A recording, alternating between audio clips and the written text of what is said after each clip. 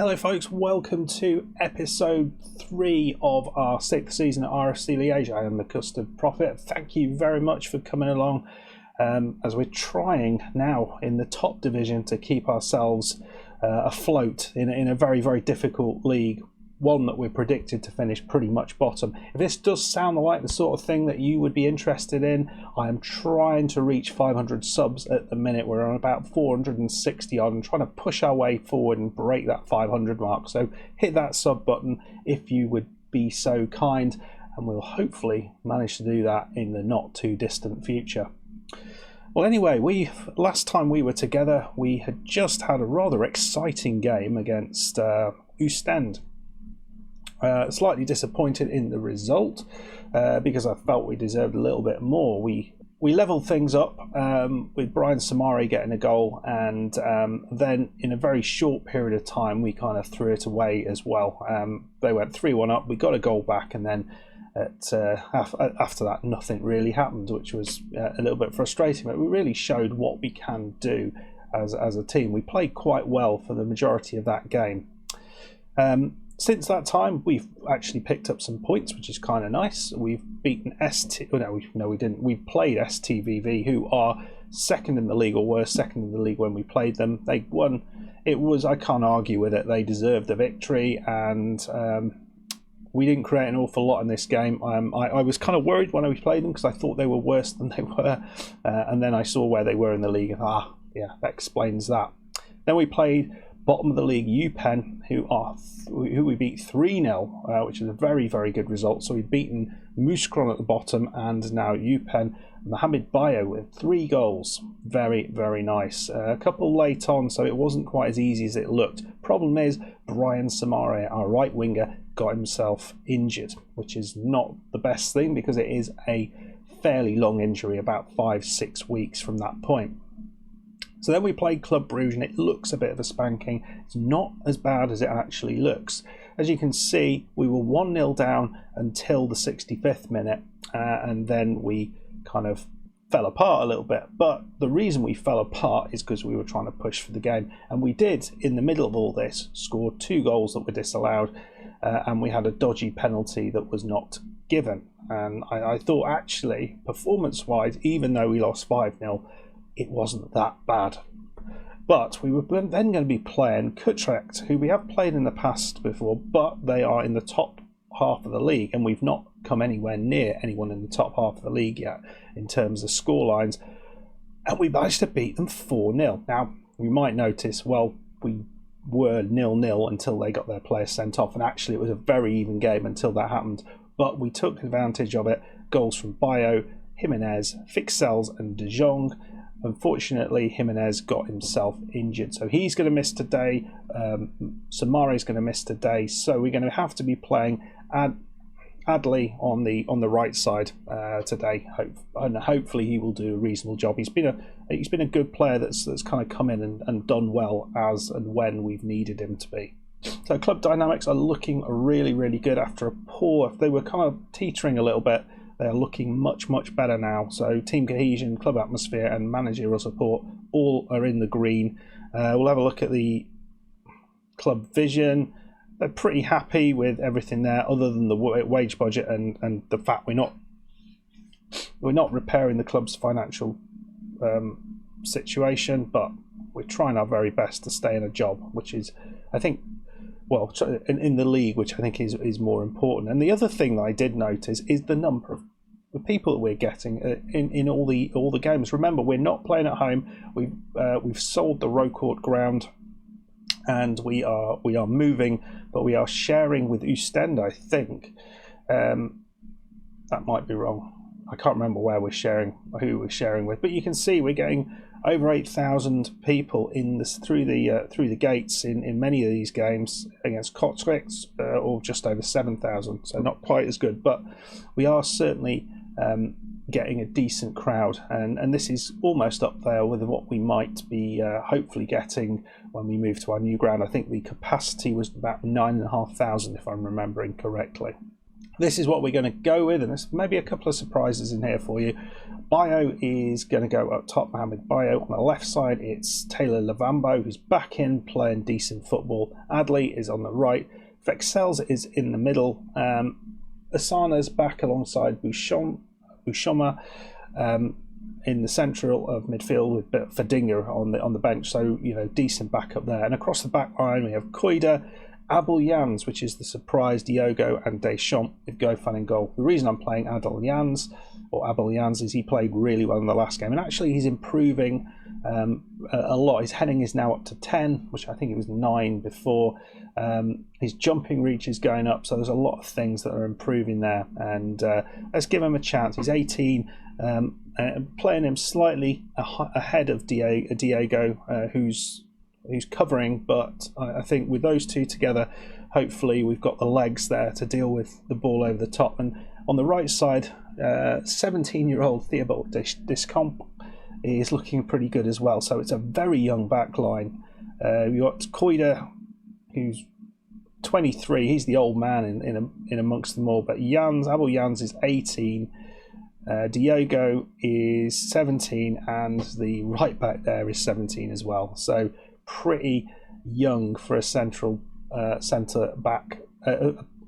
Pretty young for a back four, I think you'll agree. So today we're playing Beerschot. We've beaten them once already. It was a tight game. We just about got through them, and that was at home in the cup. Today we are playing them in the league. They are 2 points behind us, so it would be nice not to drop below them. You can see actually in the league with those couple of wins, we're currently on 12 points, and we're significantly ahead of bottom place UPenn. That's the one we're looking at. Ideally we want to keep ahead of Mouscron as well. You can't expect them to get anything against Club Bruges. And they picked up a couple of points here and there, but we have got a few of these teams to play around us, and it'd be really, really nice. We've been horrific away from home. It'd be nice to finally do something away from home. We've just not looked at the races at all for most of these away games. It's a bit crap. So there we see Mouscron lose only just to Club Bruges. I guess they didn't push it. Standard, we've got them up. I think that we are going to be playing them in the next episode, which will be a bit exciting. We're not going to come back for the Club Bruges game in the cup. We are going to come back for that game against Standard, which I think is far more interesting, far more important, because that is what this save is all about. Yeah, we'll start on a cautious mentality, I think, and we'll just see how we go from there. We've got Zuam, who we can bring on, but ideally, if we can get Abel Jans and Diogo playing well together, building a partnership, that is next to perfect, because then we finally have a defensive partnership that we can take forward. How long we're going to be able to keep Diogo around, I'll show him you again, just because he's just amazing.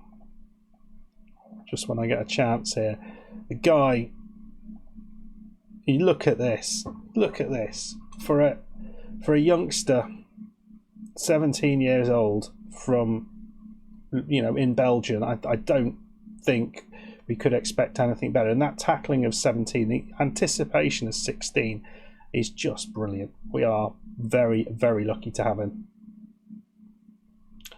In a spell of poor form, I don't think we're in poor form. It's a great opportunity to shake off the malaise. I don't see what's wrong with our right back. What are you insinuating, sir? Right then, we'll see how things go. I don't think we want to push too hard too early. That guy's got a long name. Oh, he's straight through us, Mohammed, and it's over the top. I think Gofan managed to get his hands to that, but he looked a bit weak there on the right side after I was saying that I hadn't got a problem with our goalkeeper. And they got the head on that. I think we're pretty well stocked in terms of height at the back. We are having more possession here. I guess it's not necessarily possession where we'd want it though. We have got shoot on sight. I'm gonna do this, and it's probably not the most sensible thing. Or do we? I'm tempted to put go and get more expressive on to try and just maybe be a little bit more creative in the midfield. But we're not seeing much. Not the most exciting game in the world. Looks like we're struggling to get the ball off them. Oh, look at that. It's a lovely finish. Mohamed.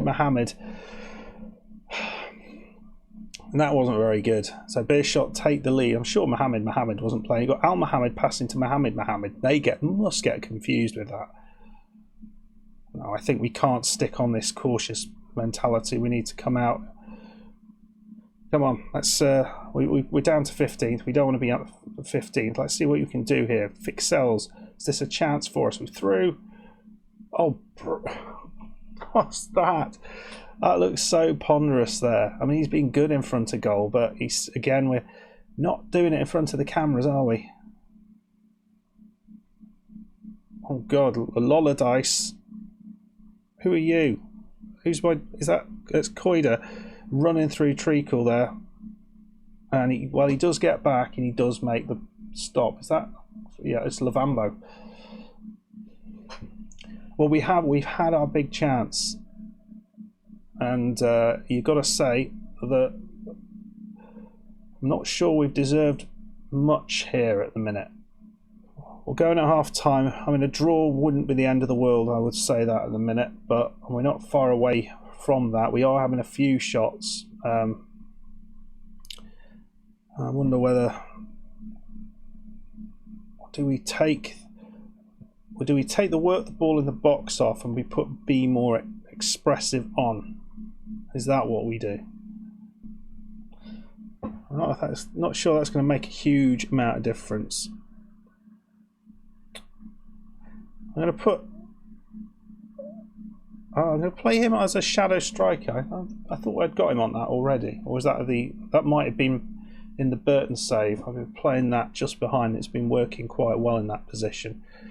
So we'll see if that improves things at all. We've had another shot, but I've got a feeling this is just going to peter out to a 1-0 loss. Let's move it up to attacking.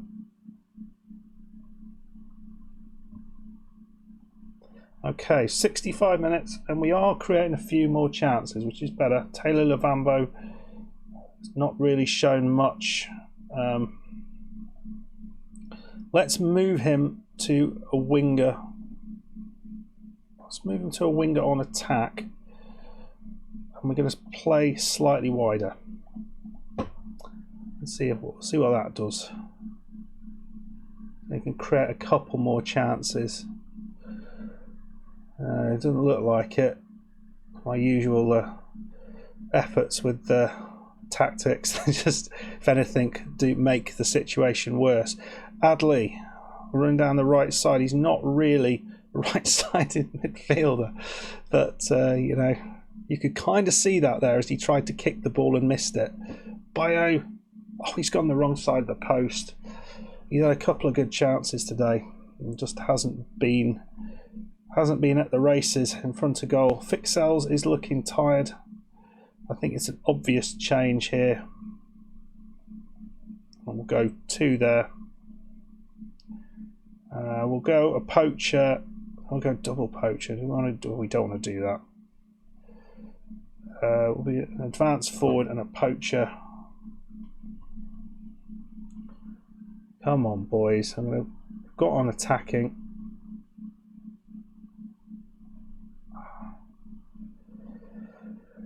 Right, we're gonna go a little bit crazy. I just feel we're missing out a bit here.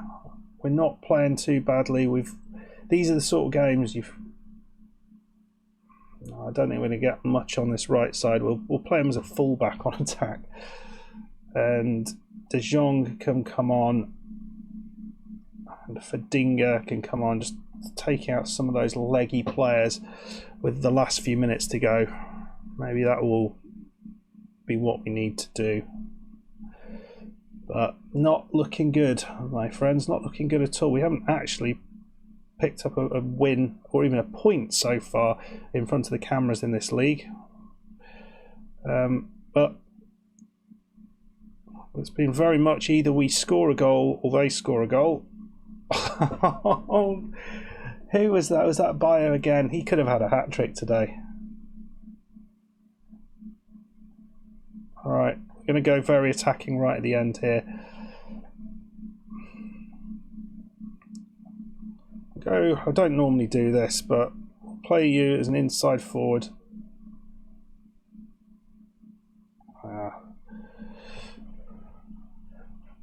But yeah, it's frustrating.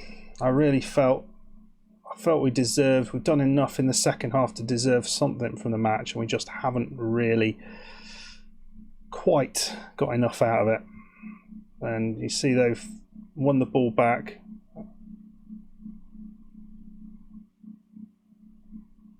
And what's the goalkeeper doing? Oh, blessing LK. That's 2-0, and that's disappointing.